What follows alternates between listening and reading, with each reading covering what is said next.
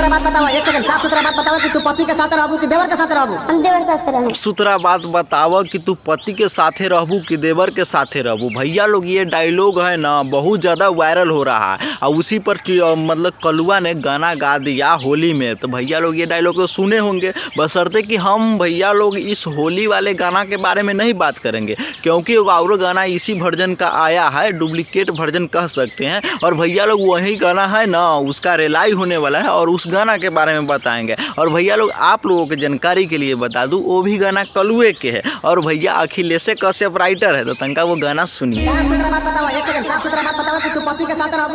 भैया लोग आप लोगों के जानकारी के लिए बता दूं अहू गाना में बात हुए है, बशर्ते कि उस गाना में जो होली का गाना था उसमें पूछ रहा था कि देवर के साथ में रहबू कि पति के साथ में रहबू, तो जो औरतिया वो बोलता है हम अपने देवर के साथ में रहेंगे। बशर्ते कि यहाँ पर भी जयमाला हो रहा है लड़की का, वहाँ पर कलुआ रिपोर्टर बनकर पहुँच जाता है और कलुआ पूछता है कि साफ सुथरा बात बतावा कि पति के साथ रहबू या लवर के साथ रहबू। तो लड़की कहती है हम लवर के साथ में रहें। और होली वाला गाना में क्या कहती है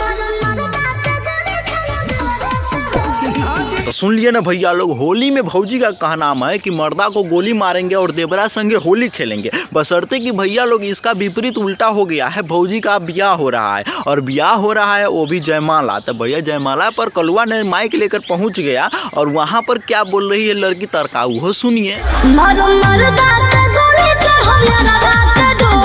सुन लिए ना भैया लोग, इसमें भौजी का कहना है कि हम अपना जो मर्दा है ना उसको गोली मार देंगे और चढ़ेंगे डोली जो है यरवा के डोली चढ़ेंगे। तो भौजी छिनरी से हम पूछना चाहेंगे कि इतना ज़्यादा बकचोदी कर रही है तुमको शोभा नहीं देता है। दौड़ के कहती है कि देवरा के साथ में होली खेलेंगे। अब कह रही है जयमाला के स्टेज पर कि हम है न लवर के डोली चढ़ेंगे और पति को गोली मारेंगे। तो हम इस भौजी से पूछना चाहेंगे तो भौजी आप ब्याह कहलाई कर रही है, पहले है बोल देना चाहिए ना कि मतलब कि हम आपको नहीं पसंद करते, हम अपने लवर से ब्याह करेंगे। तो जयमाला हो रहा है वहाँ पर बकचोदी कर रही है कि जो पति हम उसको गोली मारेंगे और लवरवा के साथ में भाग जाएंगे तो गान न फाड़ देंगे, है कि नहीं भैया लोग। तो भौजी से फिर पूछना चाहेंगे साफ सुथरा बात बतावा तू लवर के साथ में रहबू कि पति के साथ में रहबू? हम लवर जी पर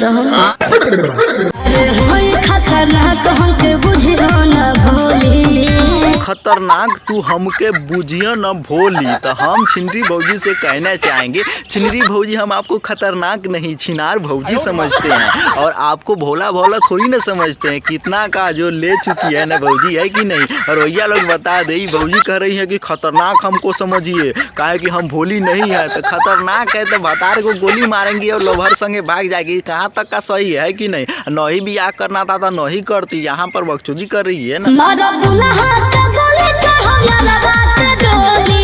फिर भैया हमको लगता है छिंदी भौजी नहीं सुधरने वाली। छिंदी भौजी को हम दौड़ दौड़ के समझा रहे हैं मगर समझने की बातें नहीं कर रही है। फिर छिंदी भौजी का कहना है कथी मर्दा के जो गोली मारेंगे और लभरवा के डोली चढ़ेंगे। तो छिंदी भौजी है ना बकचोदी करने पर उतर गई है। भैया लोग है ना कलुआ भी इस वायरल मैटर को उठा कर एकदम व्यूज पर व्यूज छाप रहा है और कलुआ को लगता है कहती कि हाँ वही पर मतलब गाना गा दे ना, होली में गा दिया था तो भैया वो होली में एकदम गर्दा मचा दिया गया गाना। मतलब 2024 में सबसे ज़्यादा बजने वाला गाना वही था कि देवर के साथ में होली खेलम और घर वाला के गोली मारम। अब बशर्ते कि अभी जो लगन आ रहा है तो उस लगन के लिए निकाल दिया है कथी कि लवर को मतलब डोली चढ़ेंगे और भतार को गोली मारेंगे। भैया क्या चल रहा है कुछ समझ नहीं आ रहा है। और भैया लोग इसका राइटर भी वही है अखिलेश कश्यप, अनुपूर्णा फिल्म से ये गाना आया है। अगर आप लोग नहीं सुने होइएगा तो जाके सुन लीजिएगा। और बाकी बात भैया लोग एक ही काम करना है, इस वीडियो को जितना हो सके उतना शेयर पर शेयर करिए और बाकी बात कमेंट करके बताइए वीडियो आप लोगों को कैसा लगा। अगर फेसबुक पर देख रहे थे फॉलो कर सकते हैं,